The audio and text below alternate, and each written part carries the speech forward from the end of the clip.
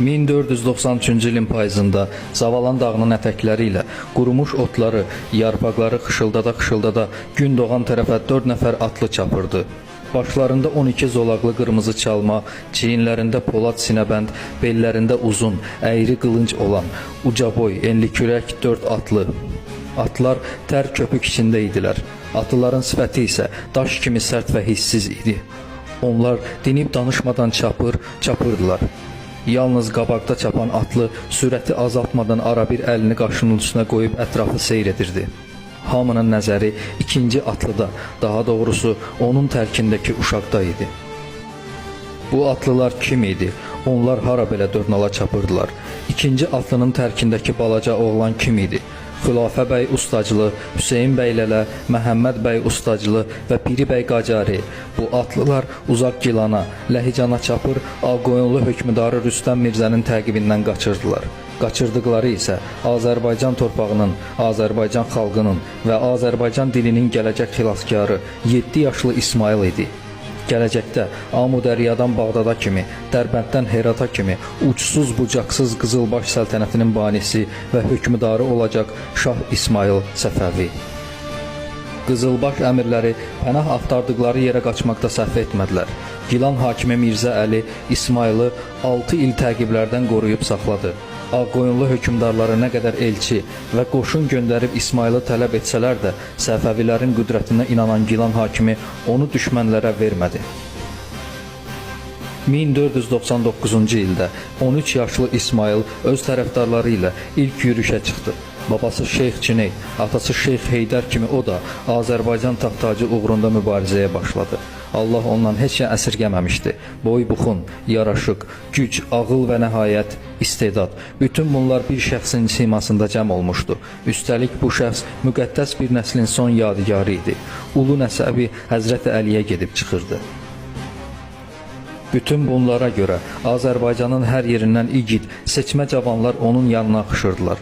Qışı Ərzincanda keçirəndən sonra İsmail öz əmirləri və 7 minlik kiçik qoşunu ilə qədim Pars nəslinin qalıqlarından olan Şirvanşahlar üzərinə yeridi.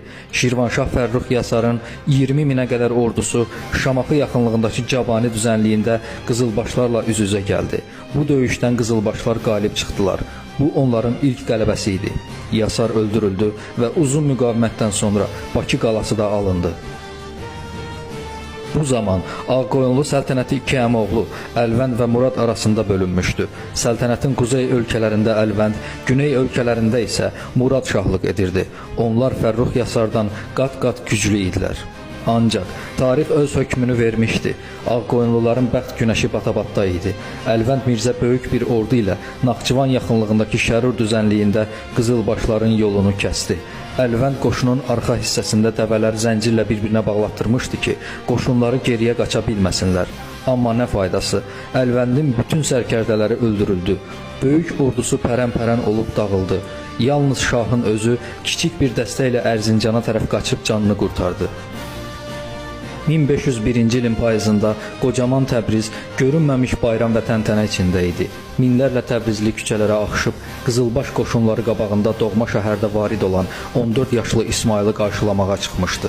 Həmin gün dünya Qızılbaş dövləti adlı yeni bir səltənət tanıdı. 2 il sonra Şah İsmail Həmədan yaxınlığında Ağqoyunlu Murad bəyin 70 minlik ordusuna da qələbə çalıb Ağqoyunlu sülaləsinin hökmranlığına son qoydu. Bütün İran və Bağdad da daxil olmaqla böyük bir ərazi Qızılbaşların hakimiyyəti altına keçdi. Xülafə xan Qızılbaş canişini kimi Bağdadda oturdu.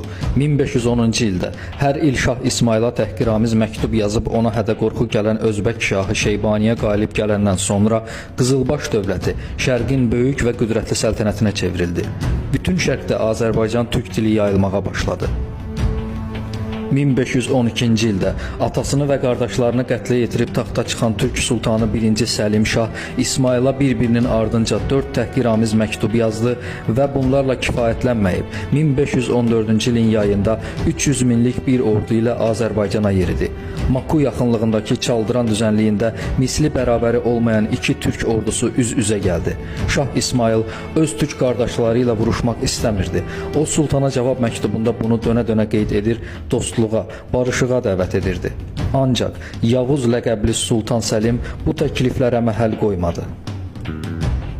Döyüş 2 gün çəkdi. Hər dəfə qızılbaşların qalib gələcəkləri anda top atəşləri onları qırıb biçdi. Beləliklə, Fransadan aldığı topların köməyi ilə Sultan Səlim qalib gəldi. Şah İsmailin ən yaxın silahdaşları Hüseyn bəylərlə Məhəmməd və xilafə ustacılılar Əbdi bəy və başqaları bu döyüşdə həlak oldular. Şahın özü bir dəstə qızılbaşla Osmanlı toplarının üstünə gedərək onları qırıb dağıtdı. Tarixə düşən bu döyüşlə gələcək qanlı Osmanlı qızılbaş müharibələrinin əsası qoyuldu. Bu müharibələr həm bizim, həm də Osmanlı qardaşlarımızın köksünə ağır yaralar vurdu.